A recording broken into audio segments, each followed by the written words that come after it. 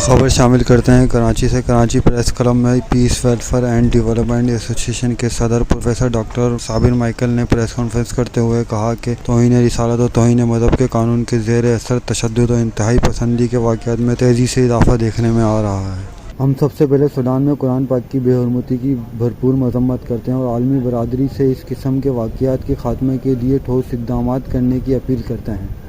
آج کی press conference میں ہم پاکستانی مذہبی اقلیتوں کی درپیش چند اہم مسائل کو اجاگر کرنا چاہتے ہیں، جس کی وجہ سے اقلیتی افراد میں احساس عدم تحفظ اور خوف و ہراست بڑی تیزی سے پروان چڑھ رہا ہے۔ اگرچہ اقلیتی ایسے ہی مروجہ قوانین کے خاتمے کا مطالبہ کرتی رہیں، تاہم اگر ملک کے بالخصوص سیاسی، سماجی اور ثقافتی حالات کے پیش نظر اگر یہ فی الحال ممکن نہیں تو مروجہ قوانین کے غلط استعمال کو روکا جائے اور اس ضامن میں ضروری قانون سازی کرنے کے ساتھ ساتھ ٹھوس انتظامی اقدامات بھی اٹھائے جائیں۔ یاد رہے کہ پاکستان اقلیتی برادریاں انفرادی اور اجتماعی طور پر کسی مذہب اور مذہبی شخصیت کی توہین کے متعلق سوچ بھی نہیں سکتا۔